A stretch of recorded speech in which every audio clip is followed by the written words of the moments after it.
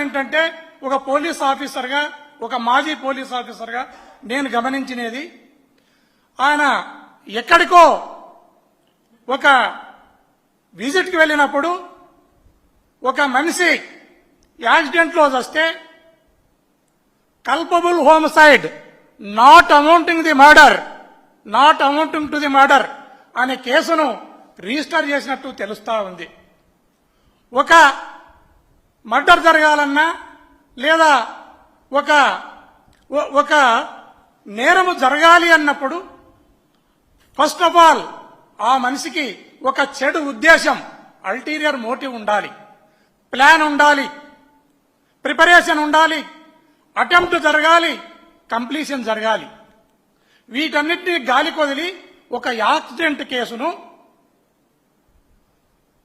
ఒక సీరియస్ నేరంగా కేసును రిజిస్టర్ చేయడం అంటే పోలీస్ వ్యవస్థలోని కొంతమంది పోలీసు అధికారులు ఏ రకమైన స్థితికి దిగజారినారో, ఏ రకంగా ఈ కూటమి ప్రభుత్వానికి ఒత్తాసు పలుకుతున్నారో, చెంచాలుగా పనిచేస్తున్నారో కొంతమంది. నాకు చాలా బాధ ఈ మాటను తెలియజేస్తున్నాను. ఒక యాక్సిడెంట్ కేసును ఒక సీరియస్ కేసుగా రిజిస్టర్ చేయడం అంటే, అలాంటి యాక్సిడెంట్ కేసునే మనం చంద్రబాబు నాయుడు మీద రిజిస్టర్ చేయాలంటే గోదావరి పుష్కరాల్లో 29 మందిని చంపినాడు. ఇది రాష్ట్ర ప్రజలందరూ కూడా ఇప్పటికీ గుర్తుంది. అదేవిధంగా ఆయన సభలు సమావేశాలు పెట్టి ఒక 10 మందిని చంపినాడు. ఆయన ప్రభుత్వం నిర్లక్ష్యంతో మొన్ననే తిరుమలలో 6 మంది, అన్నవరంలో 7 మంది చచ్చినారు. అదే కాకుండా ఆయన కేసులను మనం చూస్తే హైదరాబాద్లో ఆయన ఓటుకు నోటు కేసులో దొరికి రాజధానిని తెలంగాణకు వదిలేసి, హైదరాబాదు నగరాన్ని తెలంగాణకు వదిలేసి కేసులను మనకు తీసుకుని వచ్చినాడు. ఏసీబీ కేసు అది ఇప్పటికీ పెండింగ్ లో ఉంది ఆయన మీద. అది కాకుండా ప్రత్యేక హోదాను తెగనమ్మినాడు కేంద్రానికి, ఆయన ముడుపుల కోసం, ఆయన ప్రత్యేక ప్యాకేజీ కోసం.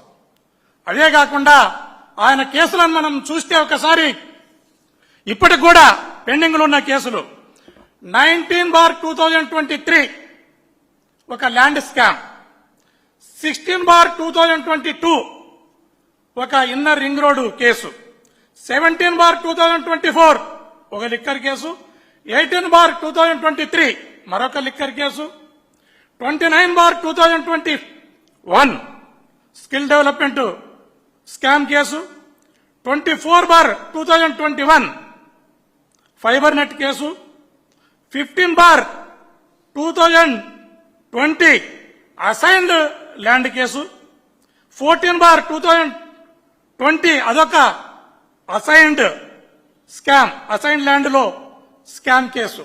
ఇవే కాకుండా ఆయన ముఖ్యమంత్రిగా, ఆయన ఎమ్మెల్యేగా ఆయన తొలినాలలో ఒక ఏలేరు స్కామ్ అనేది చేసినాడు. అది ఇప్పుడు బయటకు వస్తా ఉంది. ఆ ఏలేరు స్కామ్ లో భూ నిర్వాసితులు ఎవరైతే ఉన్నారో ఆ భూ నిర్వాసితుల దగ్గర, రైతుల దగ్గర డబ్బులు తిన్న దొంగ చరిత్ర అవుతుంది ఏలేరు స్కామ్ లో. అదే కాకుండా ఒకసారి ఆపద్ధర్మ ముఖ్యమంత్రిగా ఉండి హైదరాబాద్ నగరంలో ఐఎంజే అనే సంస్థకు 100 ఎకరాల భూమిని వాళ్ళకు తెగనమ్మి వేలాది కోట్ల రూపాయలను దోచుకున్న నీచ చరిత్ర ఇతంది. ఇలా చెప్పుకుంటూ పోతే ఇతను చాలా కేసులలో, ఈవెన్ మనము స్కిల్ డెవలప్మెంట్ కేసులో ఇతను జైలుకు పోయిన సంగతి మనందరికీ తెలుసు. ఆ కేసులో ఈయన పైన 120B, 166, 167, 418, 420, 465, 468, 471, 477A, 409, 201, 101 రెడ్ విత్ 34, 37. అదే కాకుండా యాంటీ కరప్షన్ బ్యూరో వాళ్ళు 13(1)(c)(d) ఈ సెక్షన్ల కింద కేసును రిజిస్టర్ చేసి ఇతన్ని జైలుకు పంపితే ఇతని రోగాలను, ఇతనుకుండే ఇబ్బందులను, ఇతనుకుండే దరిద్రాన్ని అంతా కూడా తీసుకుని పోయి కోర్టుల నెత్తిన, జైలు నెత్తిన వేసి సాగు తప్పి కన్నులొట్టబోయినట్లు బయటికి వచ్చిన సంగతిని మనమంతా కూడా గుర్తు చేసుకోవాలి. ఈరోజు జగన్మోహన్ రెడ్డి గారిని ఎట్లయినా ఇబ్బంది పెట్టాలన్న ఒక దురుద్దేశంతో ఇప్పుడు లిక్కర్ కేసు అనే దాన్ని, జరగని కేసును తెర మీదకి తీసుకుని వచ్చి ముందు చెట్టును కొట్టే ముందు కొమ్మలు నరికినట్లు ఈరోజు మిథున్ రెడ్డిని అరెస్టు చేయడం జరిగింది. మిథున్ రెడ్డి నేను ఆయన సాటి ఎంపీగా పనిచేసిన వాడిని. అతను దైవభక్తి కలిగిన వాడు, పాపభీతి కలిగిన వాడు, మృదు స్వభావి, 24 గంటలు జనంలో ఉండి ఇప్పటి వరకు ఓటమి ఎరగకుండా 3 సార్లు ఎంపీగా పనిచేస్తున్నవాడు. వాళ్ళ కుటుంబంలో ఎవరు కూడా ఇంతవరకు ఓడిన దాఖలాలే లేవు. వాళ్ళ పట్ల ప్రజలిస్తున్న తీర్పు అయితే చంద్రబాబు నాయుడు దానికి కొత్త తీర్పును తయారు చేసి ఆయనను ఈరోజు జైలుకు పంపడం జరిగింది. ఈ జైలుకు పంపడం అనేది ఖచ్చితంగా ఇది జగన్మోహన్ రెడ్డి గారిని ఇబ్బంది పెట్టడంలోనే భాగము. అందుకోసమే వాళ్ళ పత్రికలు ఏవైతే ఉన్నాయో ఆ పత్రికలు ఈరోజు పతాక శీర్షికన జగన్మోహన్ రెడ్డి గారి వైపు ఏలు చూపుతున్నాయి. వాళ్ళ పత్రికలు గాని, వాళ్ళ టీవీలు గాని, వాళ్ళ పత్రికలలో గాని, వాళ్ళ టీవీలలో గాని ఒక్కసారి అలా రాసుకుంటూ వచ్చినారంటే ఖచ్చితంగా అది అరెస్టుకు దారి తీస్తుందని ఈ రాష్ట్ర ప్రజలందరూ కూడా భావిస్తున్నారు.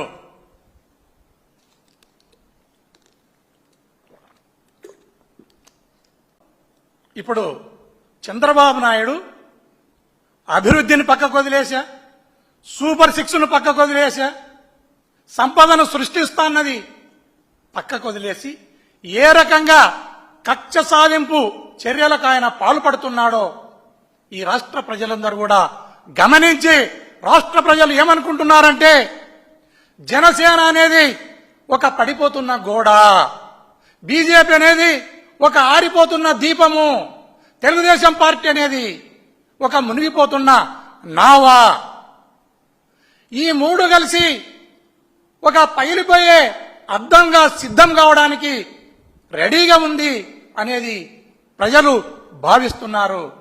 దీనిని ఇప్పటికైనా చంద్రబాబు నాయుడు గాని ఆయన కుమారుడు లోకేష్ గాని గమనించాలి.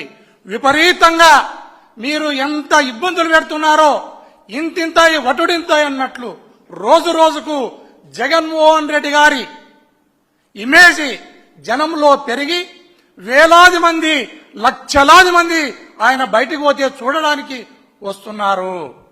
అయ్యా చంద్రబాబు నాయుడు, ఆ జనాన్ని చూసినాకైనా నీ పార్టీ గాని నువ్వు గాని ఇద్దరు కూడా క్లైమాక్స్ స్టేజ్కి చేరుకున్నారనేది గుర్తుంచుకోండి. మీరు జ్ఞానంతో ఆలోచించండి. ఖచ్చితంగా జగన్మోహన్ రెడ్డికి జనంలో పెరిగిన ఆదరణను బట్టి నాకు అనిపిస్తున్నది ఏమంటే నీ పార్టీ నువ్వు ఇద్దరు కూడా క్లైమాక్స్ లో ఉన్నారు. మీసాలు వచ్చేటప్పుడు దేశాలు కనపడమని, అధికారం వచ్చినప్పుడు మీకు కళ్ళు కనపడకుండా పోయిన నీ కొడుకు. దయచేసి ఇప్పటికైనా మీరు ఈ కక్ష సాధింపు రాజకీయాలకు స్వస్తి చెప్పి మీరు ఏవైతే ఎలక్షన్ల ముందు ప్రచారానికి వచ్చినప్పుడు సూపర్ 6 అని చెప్పినారో, ఏదైతే తల్లికి వందనం అన్నారో, రైతులకు సాయం అన్నారో, రకరకాలుగా 143 హామీలను మీరు ఇవ్వడం జరిగింది. మీరు కూడా మా జగన్మోహన్ రెడ్డి గారు లాగానే అమ్మఒడి, ఆసరా, చేయూత, విద్యా దీవెన, విద్యావసతి ఇలాంటి సంక్షేమ కార్యక్రమాలను చేసుకుంటూ పోతారని నమ్మి ఓట్లేస్తే ఏరు దాటేంత వరకు ఎల్లయ్యా, ఏరు దాటిన తర్వాత పుల్లయ్యా అనే రకంగా మీ ఆలోచన విధానం ఉంది. దయచేసి మీరు ఇప్పటికైనా ఈ చెడు ఆలోచనకు, ఈ అరెస్టులకు, ఈ రిమాండ్లకు, ఈ దొంగ కేసులకు తిలోదకాలనిచ్చి మీరు ప్రజాక్షేత్రంలోకి రండి. ప్రజాక్షేత్రంలో గెలుపోటములు దైవాధీనం, గెలుపోటములు ప్రజాధీనం. ఇది మీరు గుర్తుపెట్టుకోవాలని ఈ సందర్భంగా తెలియజేస్తున్నాను.